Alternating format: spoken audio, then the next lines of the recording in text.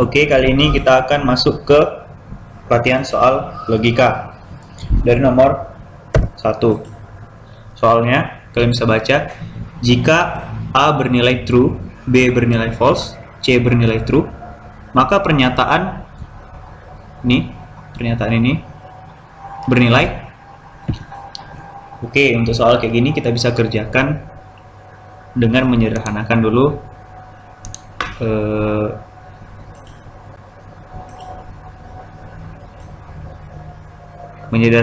soalnya. Jadi kita mulai dari soalnya adalah A and B or B and C. Ini kita kurungin.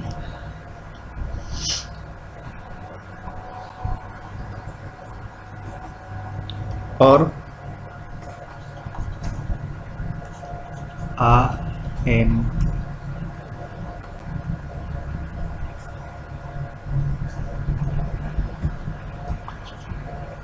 C. Nah, jadi kayak gini. Pertama kita bisa langsung masukkan nilai kebenarannya. Tadi nilai kebenarannya kita tulis di sini ya. A true, B false, C true. Oke. Nah, jadi kalau kita masukkan dia bakal jadi true and false, or false and true, or true and true. Oke. Untuk yang ini true and false. Kalau n keduanya harus benar. Jadi ini ada false-nya, hasilnya false. False and true juga false. Ini false or false. Atau true and true. False or false. Ini false or true.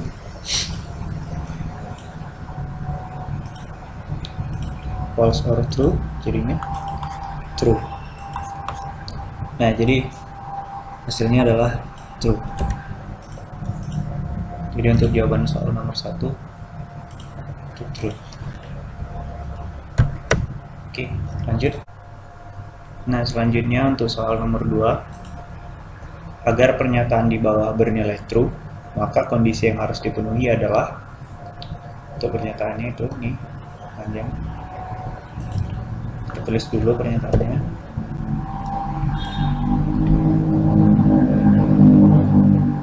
Jadi A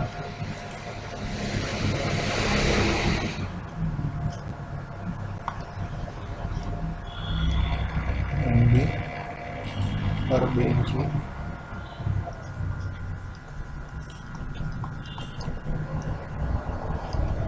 true.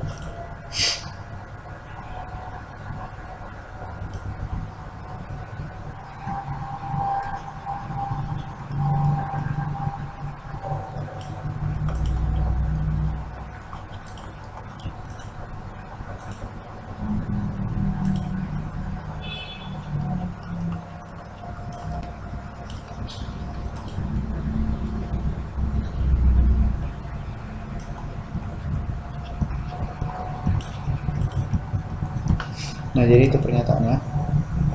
Kita sederhanakan dulu.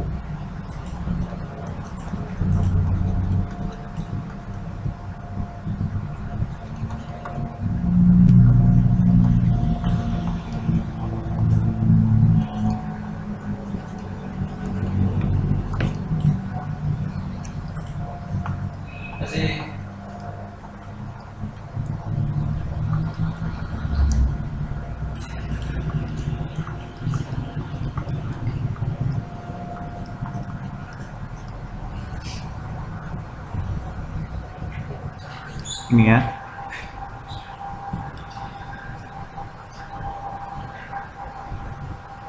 Nah, sini not A atau not B.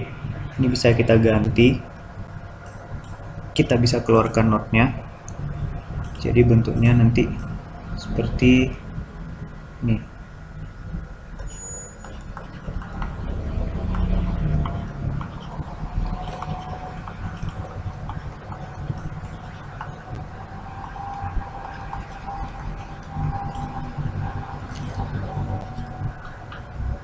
Ini jadi not A N B.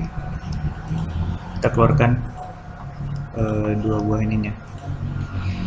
Oke, lanjut ke mari.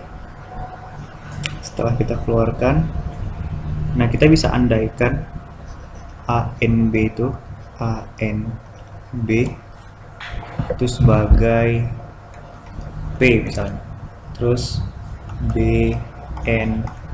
BNC itu sebagai key. Nah, jadi kita bisa buat ini dan ini bisa kita ubah ya. Jadi P or key and not key or not P. Oke.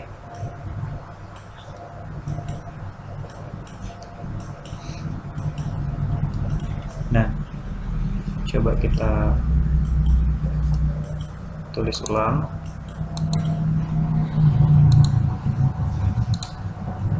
Nah, jadi tulis P or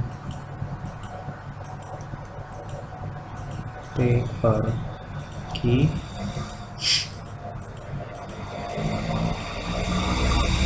and not key or not P. Nah, pertanyaannya tadi agar pernyataan di bawah bernilai true. Nah, jadi kalau ditanya supaya true berarti nilai ini harus true atau nilai ini harus true. Nilai kedua ruas harus true.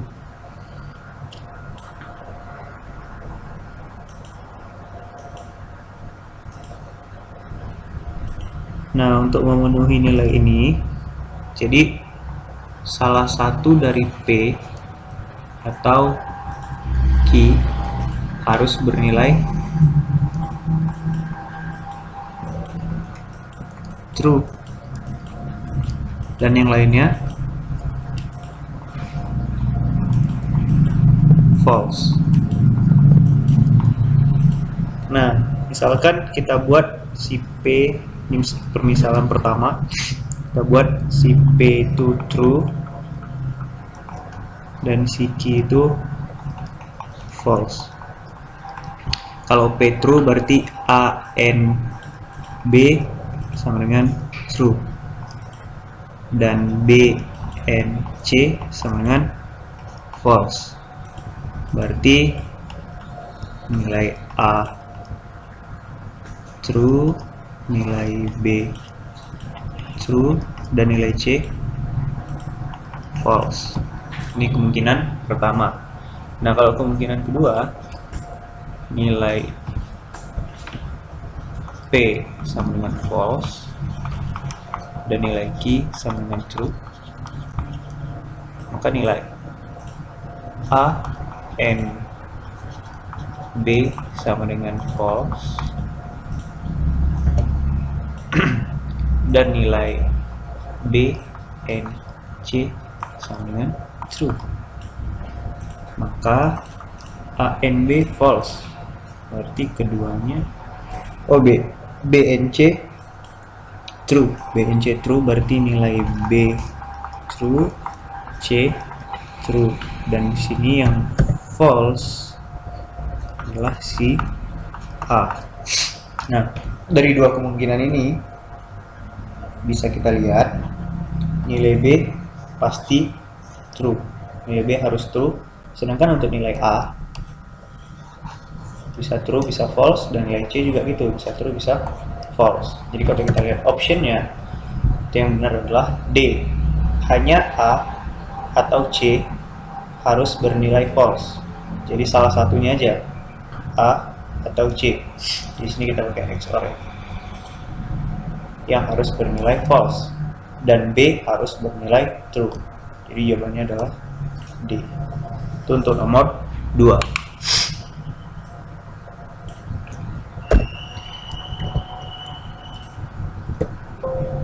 Selanjutnya untuk nomor 3.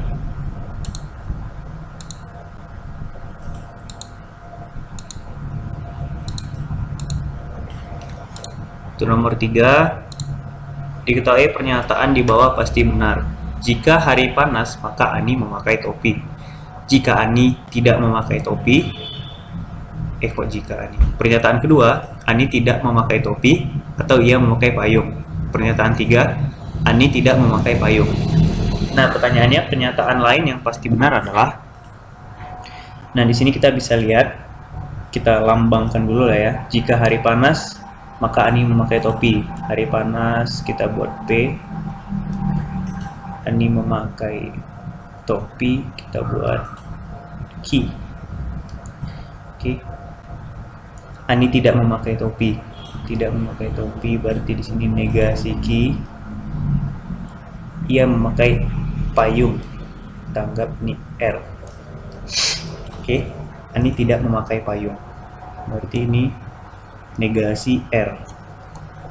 Sehingga dari 3 pernyataan ini kalau kita simbolkan, jika P maka Q, pernyataan kedua negasi Q atau R, dan pernyataan ketiga itu negasi R. Oke. Nah, di sini kita kerjakan dulu pernyataan yang kedua dan ketiga, kita pakai silogisme. Jadi kita kerjakan dulu yang 2 ini. Sini ya. Negasi Q atau R, terus negasi R. Berarti kesimpulannya adalah gimana tadi? Ini menggunakan silogisme, disjungsi silogisme. Ini atau, dan di sini udah salah, berarti di sini harus benar. Maka sini adalah negasi Q. Oke. Di sini dapat hasilnya negasi Q. Kita kerjakan dengan yang atasnya. Ini tahap 1. Tahap 1. Ini tahap 2. Kita kerjakan. Jika P maka Q, terus dengan kesimpulan yang baru, negasi Q. Ini menggunakan Ponens atau Tollens ya, menggunakan Pollens.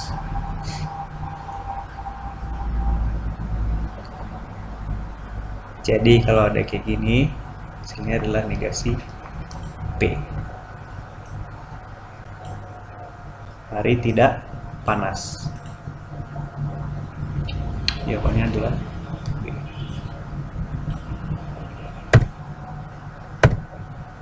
Lanjut nomor 4. Terdapat 2 jenis penduduk di Pulau X. Seorang ksatria yang selalu berkata jujur dan seorang penipu yang selalu berkata bohong. Ada yang kurang soalnya ya. Tambahkan selalu berbohong. Oke, kita lanjut. Di Pulau X terdapat 3 orang, A, B, dan C. Mereka berkata, kita semua, A berkata, kita semua adalah penipu. Oke. Dan B bilang, tidak, hanya satu di antara kita yang seorang ksatria. Pertanyaannya, jenis penduduk apakah si B dan si C? Nah, untuk mengerjakan soal kayak gini, kita bisa gunakan kontradiksi.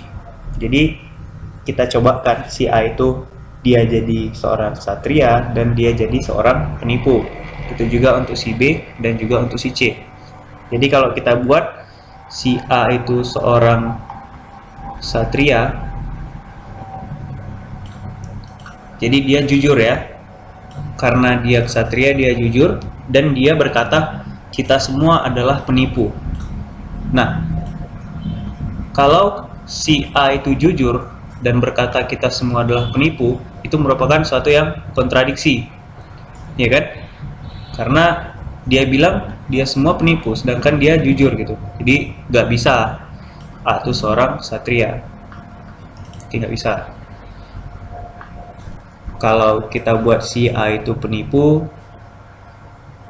kita semua adalah penipu, si mungkin. Lanjut ke B.